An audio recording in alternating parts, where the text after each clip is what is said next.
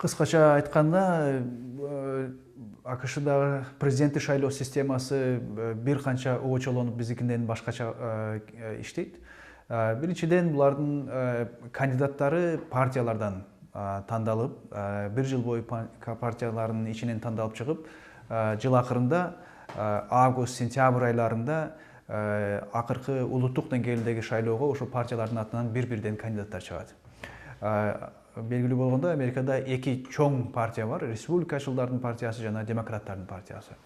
Ошол акыркы кезде биз жана күбө болгондой, ошо Хиллари Клинтон демократтардын партиясынан, Дональд Трамп республикачылардын партиясынан кандидат болуп чыгышкан. Эми элдер кантип шайлайт деген суроо келгенде, Америкада башка жерде жок болгон бир системасы бар. Бул деген ошо кыргызча которсок тандоочулар коллегиясы деп койсок болот. Ошол шайлоочулар, кадимки жарандар шайлоодо добуш бергенде, албетте бюллетенде ошол кандидаттардын аттары болот. Ошолорго добуш беришет.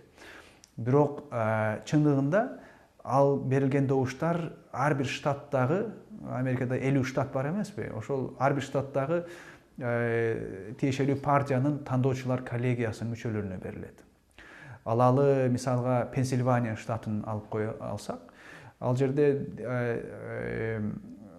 ошо демократтардын да, республикачылардын да партиялык ячейкалары бар, бөлүнүктөрү бар, чоң уюмдар бар.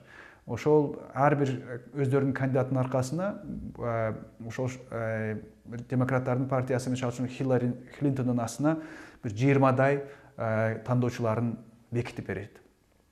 Ошондой эле республикачылар партиясы Дональд Трампка бекитип берген. Ошол шайлоочулардын добушунун көпчүлүгүн ким кайсы кандидат алган болсо, ошол кандидатка бекитилип берилген тандоочулар коллегиясы болуп, декабрь айында улуттук деңгээлдеги тандоочулардын конвенциясына, чогулушуна жыйылат.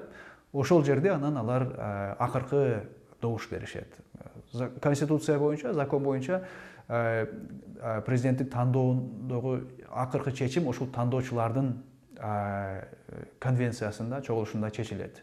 Бирок бул деген эски 2,5 кылым мурда иштелип чыккан система. Азыркы кезде эми мындай түшүнүксүз болгону менен акыр түбү ошол көпчүлүк эл, кадимки шайлоочулар кандай добуш берген болсо, кайсы кандидатка көбүрөөк добуш берген болсо, анда тандоочулар да ошого жараша добуштарын ошол кандидатка берип каада болуп калган бул. Түшүнүктүү. Эми АКШда Дональд Трамп келгенден кийин геополитикалык акыбат өзгөрөбү сиздин оюңузда? Менин оюмча кескин түрдө кыска мөөнөттө өзгөрбөшү мүмкүн, бирок кайсы бир жыл, 2 жылдын ичинде биз көрө баштайт болушубуз керек. Американын тышкы саясаты кайсы маселелерге көбүрөөк көңүл бурат, кандай жааттарда көбүрөөк иш алып бараарын менимче өзгөрүүлөр болот, албетте. Каадасынча республикачыл партиянын президенттери адам укугу же демократизациялоо, жарандык коом сыяктуу темаларга бир аз салыштырмалуу азыраак көңүл буруп, экономикалык кызматташууга же коопсуздук жаатында кызматташууга көбүрөөк көңүл бурушуп келишкен. Дональд Трамптын деле ошо шайлоо алдында айткан сөздөрү ушул жааттарга басым жасаган. Менимче ошондой маселелер, өзгөрүүлөр болушу мүмкүн. Экинчи жагы, Дональд Трамп кээ бир өзүнүн көз карашына жараша кайсы мамлекеттер, кайсы бир региондордо Американын түздөн түз орчун кызыкчылыктары жок болсо, ал жактарга көбүрөөк анчейин көп басым жасабай коюшу да мүмкүн. Мисалы үчүн айтып келатпайбыз, жана Манастагы база кеткенден бери Америка үчүн Кыргызстандагы кызыкчылык анчейин деле жок деп. Эгер республикачылар келсе, мүмкүн андан ого бетер Американын кызыкчылыгы өчүшү да мүмкүн.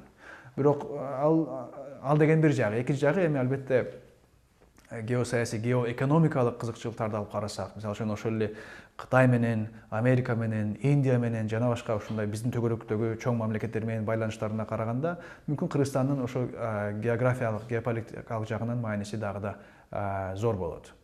мындай чоң мамлекеттерди айта кеткенде, албетте Американын Россия менен кызматташтыгы өтө начар болуп кеткендиктен, Дональд Трамптын бир шайлоо алдындагы айткан сөзү ушул демократтардын ушул кылган катачылыгын оңдойм деп келатат. Россия менен Американын алакасын оң жолго түшүрүп, оңдойбун деген убадасын берген. Эгер ошол убадасын ишке ашыра турган болсо, мүмкүн бизге, Кыргызстанга, негизи эле Орто Азияга, постсоветтик мамлекеттерге болгон Американын тышкы саясаты ошол Москванын кызыкчылыктарын эске алуу менен же Москва менен андан бетер макулдашуу негизинде жүргүзүп калышы да мүмкүн. Ал да бир мүмкүн болгон вариант. Ошол эле кошо кетсек, Украинанын үстүндө болуп атпайбы булардын негизги карама-каршылыктары. Мүмкүн Вашингтон ушу Украинада болуп аткан өздөрүнүн саясатында мындан ары Москва менен бир аз шайкеш келтирип, компромисске барганга даяр болгондой тышкы саясатты карманышы да мүмкүн.